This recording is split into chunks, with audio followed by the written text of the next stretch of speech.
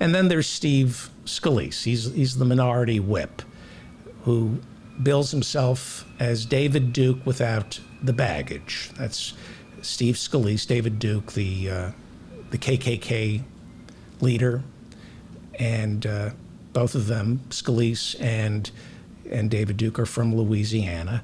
But, you know, Scalise doesn't believe in masks, but he knows how to mask what he truly thinks. That's why he's David Duke without the baggage. David Duke can't, just tells you up front that he hates blacks, Jews, Mexicans, and women in the LGBTQ community. So Steve Scalise represents Louisiana. It's one of the least vaccinated, most infected states. And he just got his vaccine, like this week or last week. He just got his vaccine because the Republicans, the leadership like McConnell, they're worried because people are dying, and they have been ambivalent. At best, they've been ambivalent about getting vaccinated.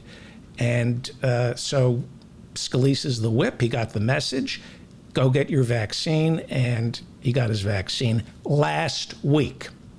On June 14th, 4 years ago, Scalise was shot and seriously wounded during a baseball practice, and he almost died.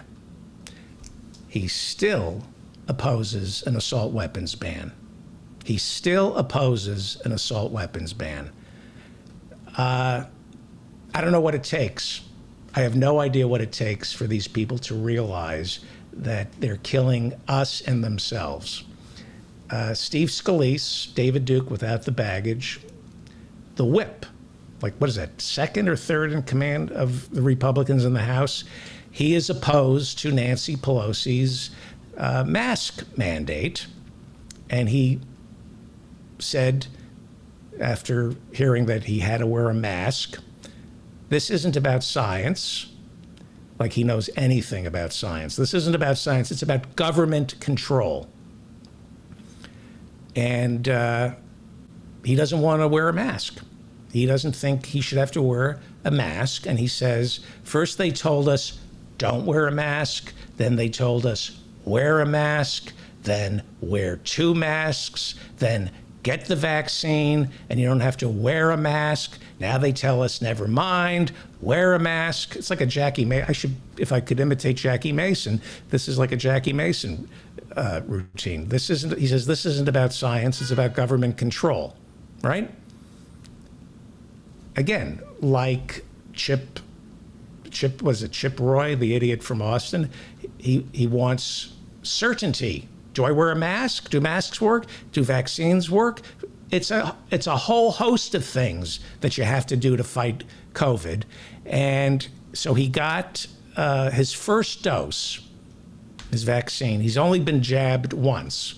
And this is a guy coming from the state of Louisiana, where they have about 20,000 new cases of COVID this week.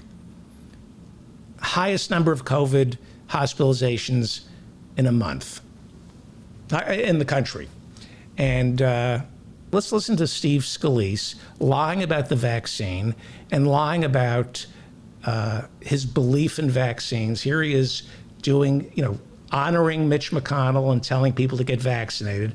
This guy's only been vaccinated once, and it was last week. But here he is insisting that he believes in vaccines and what a great job the Republicans did in getting the vaccine, and it's an example of why we should not try to bring down the prices of pharmaceuticals. I've been vaccinated. Many of my colleagues have been vaccinated, and the vaccine is safe, effective, and it's widely available all across the United States of America for anybody who wants to get it. Sure, yeah, I've been vaccinated again, and I have high confidence in the process that was used to bring these vaccines. In fact, it's not only saving lives in America, but it's saving lives worldwide through American ingenuity. Unbelievable. He got vaccinated last week and he's only had one jab.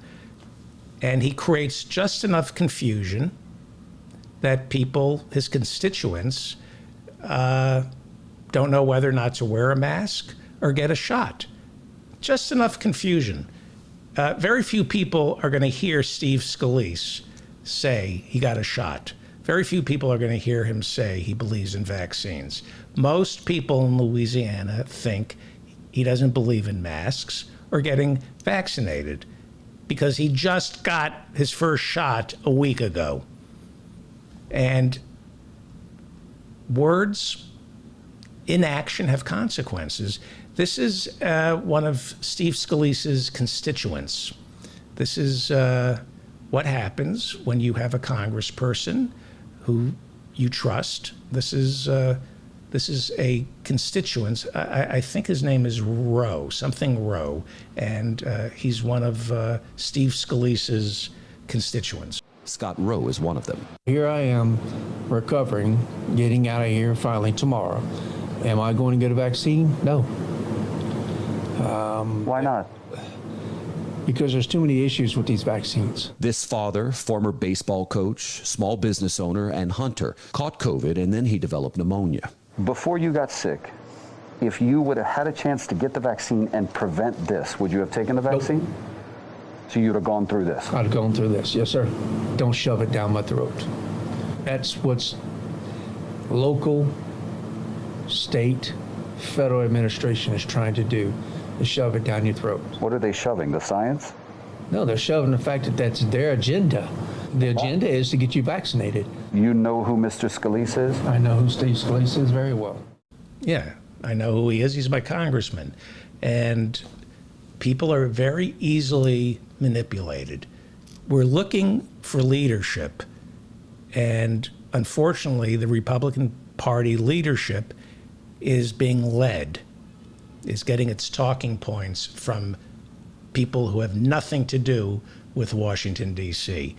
And that's why you cannot separate climate change from the vaccine to the masks. You can't separate January 6th from COVID. It's all part of the same disinformation campaign rooted in hatred, rooted in this apocalyptic death cult that is the Republican Party. Michael Fanone is a Capitol Police officer. On January 6th, Fanone suffered a heart attack, a concussion, traumatic brain injury. They dragged him down the Capitol steps, told him they were going to kill him. They beat him. They tasered him. It's all there. It's all there for you to see. And he almost died, but he was rescued by the Capitol Police. And he is still traumatized by what happened to him on January 6th. And he testified on Tuesday before the Select Committee on the Capitol riot. That night, I don't know if you saw this, and I have to warn you, if you have kids, you should probably bring them in to hear this. If you have children under the age of 13, bring them in. You definitely want them to hear this. After he testified, he went on Don Lemon's show on CNN to discuss some of the voicemails he received while he was testifying. This is what we're up against. Mike received a voicemail today while he was testifying, and he shared that voicemail with us. And I have to warn everybody, listen, think about what these officers went through. Think about what Officer Fanone went through. You had, your injuries were, you had a brain injury? Traumatic brain injury. Heart attack, concussion, and also diagnosed with post-traumatic stress disorder. Okay. It includes some incredibly offensive language, but we think people need to hear the kind of attacks that these officers are facing right now just for telling the truth about January 6th. Play it. Yeah, this is from Michael Fanone, Metropolitan Police Officer. You're on trial right now, lying, and you want an Emmy, an Oscar? What are you trying to go for here? You're so full of shit, you little faggot fucker. You're a little pussy, man. I can slap you up the side of your head with a backhand and knock you out, you little faggot. You're a punk faggot. faggot. You're a lying fuck. How about all that scummy black fucking scum for 2 years, destroying our cities and burning them and stealing all that shit out of the stores and everything? How about that, assaulting cops and killing people? How about that, you fucker? That was shit on the goddamn Capitol. I wish they would have killed all you scumbags, because you people are scum. They stole the election from Trump, and you know that, you scumbag. And you fucking, too bad they didn't beat the shit out of you more. You're a piece of shit. You're a little fag, you fucking scumbag.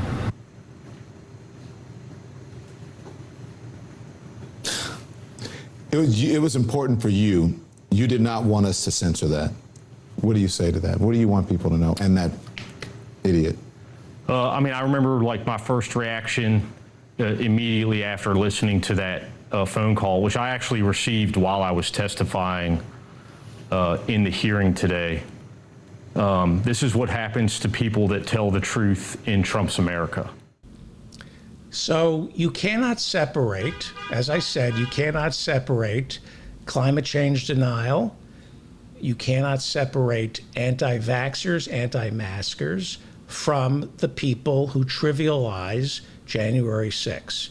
You cannot separate the people who stormed the Capitol from Donald Trump. And you cannot separate Donald Trump from the guy who just left that message on Fanone's machine. Mo Brooks, the congressman from Alabama, who spoke on the ellipse. Rudy Giuliani, the most racist mayor of New York City in my lifetime. Donald Trump, the most racist president in my lifetime. You cannot separate Steve Scalise, who we just heard, who calls himself David Duke without the baggage. You cannot separate their racism, their homophobia, their hatred of women, their hatred of Muslims, Jews, Hispanics, and black people. You cannot separate that from January 6th, the anti-vaxxing, the anti-masking. It's all part of the same fabric. The people who stormed the Capitol were white. There may have been a couple of people of color who, they're always the outliers. But the people who stormed the Capitol are an extrajudicial force who Donald Trump, like Duterte, the president of the Philippines, like any fascist leader, they are who Donald Trump can call upon when they want to change the results of something. If they will storm the Capitol, they will storm a mosque, a synagogue, a gay nightclub. They will storm a newspaper. They will storm the home of a Secretary of State in Georgia if they don't like the election returns. That's what January 6th is. That's what January 6th is. There are people who hate blacks, who hate gays, who hate women, and they are all in the Republican Party, and they're all on Fox News.